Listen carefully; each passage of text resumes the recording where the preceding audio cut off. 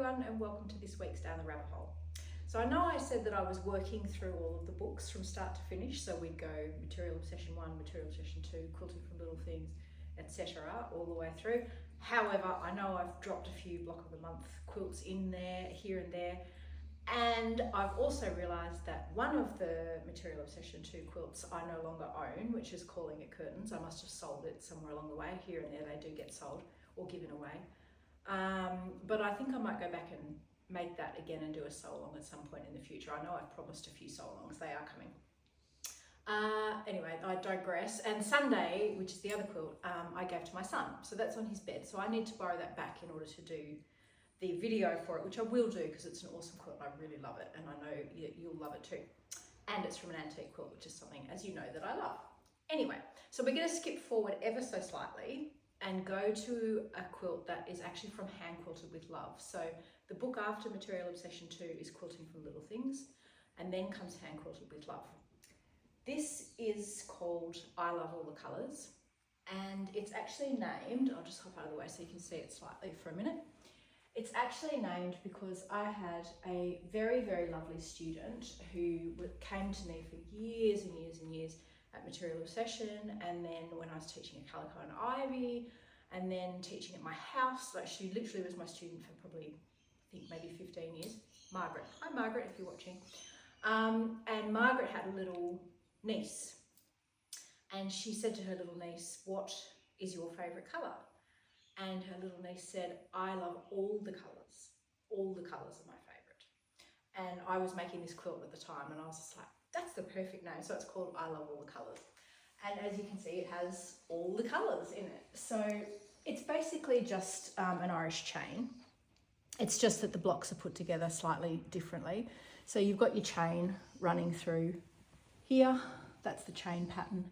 And then each of the blocks are made in here. Now, I know that there are a lot of Irish chain patterns out there at the moment where you stitch them from the centre, and you always end up with this sort of wire seamy thing out here. So you start here and then you add these and then you add these.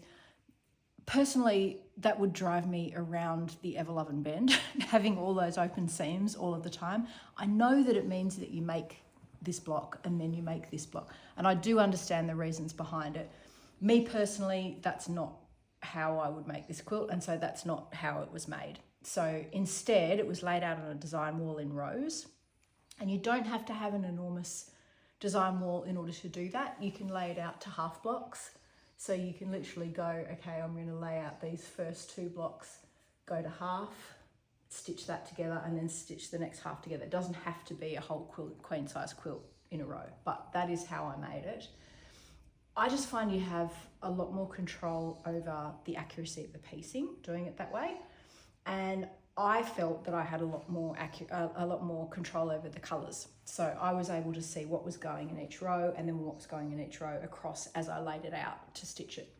So that's how mine was put together. So this is a very, very scrappy quilt. It's nice and easy to sew because it's just squares. The most important part is that you have something here that is a contrast that's giving you your chain, that you have something here that's the center of each of these things so that you get that chain effect, and that you have blocks of color. So in my orange, for example, I've started light in the center. So this is, I'm calling it an orange fabric because it has bits of orange, slightly darker, most saturated out here. Same goes for all of them. So light, medium, medium-ish. I have played with it here and there a little bit, but that's basically how they're all laid out. So that the darkest row is always on the outside, and you get that sort of throbbing effect of all of the squares in between all of the chains. This quilt was machine pieced and hand quilted. I like to use masking tape to get my straight lines. I always hand quilt with a hoop, always. I do big stitch quilting. I know that this doesn't look as big as some big stitch quilting, but this is my approximation of big stitch quilting. I use Orifil 12 weight thread and my own brand of Sarah Filkey needles, crewel embroidery needles that you can get at my website and at a few quilt shops here and there. And I do wholesale them, shops if you're watching, so give me a yell. They are beautiful, they're double punched They're Italian. We love them. Anyway, if you want to learn to hand quilt from me, I have an online hand quilting class, on-demand hand quilting class that you can go to my website and take. And I do also teach hand quilting here and there when I travel. I think the next time I'm teaching hand quilting won't be until next year in Melbourne, but nonetheless, I do teach it sometimes when I travel. So, hand quilted with masking tape to get those straight lines within each hoop.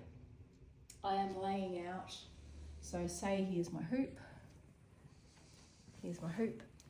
I'm laying out all of the lines and just using the points in the centre, quilting all one direction, and I leave the thread hanging so that I can move the hoop and pick it up and then keep going. Depending on whether I'm going to sit and hand quilt for hours and hours, I'll load up a lot of needles and leave the needles so that I can move the hoop and just pick the needles up. So I do everything within that hoop. I've gone all one way, every single square, and the other way I've gone every second. So it's given me a little square on point. See that? With a line in the middle, or if you like, lots of little rectangles over the top of all of those squares. It just gives you a slightly different texture than having every single square with a crisscross through the centre. So something a little bit different. Now the border is hand appliqued. They are all just needle turn applique. They're nice big chunky shapes. They're not too difficult. The bias tape that I've used there is actually one of the pre-made bias tapes from A Day in the Country that are available at my website still now. They're actually for quilt bias, but if you cut one side of them and fold them in thirds instead of in quarter pieces, they make beautiful bias tape for this sort of thing, and that just gives you that little bit wider. So all the stems are a little bit bigger than my usual 1/4 inch. They're a bit chunkier, and they've got that lovely little dot on them. And at the time I was making this quilt, I had just designed, I think, my second or third fabric collection. And so I had snuck one of my strike-offs in there. That's one of my strike-offs from St Ives, which was one of my collections with Lysian, who now don't exist anymore. So there you are. That's I Love All the Colours. It's a really, really fun quilt to make. It's a lovely one to sort of have on the boil because you don't have to remember too much about where you were. It's just squares. It won't, tax you too badly. The sewing's not too difficult. If you're a beginner, you could really easily make this quilt. You can make it smaller by just having 2 across and, 3 down or something would make a cock quilt with the border on it.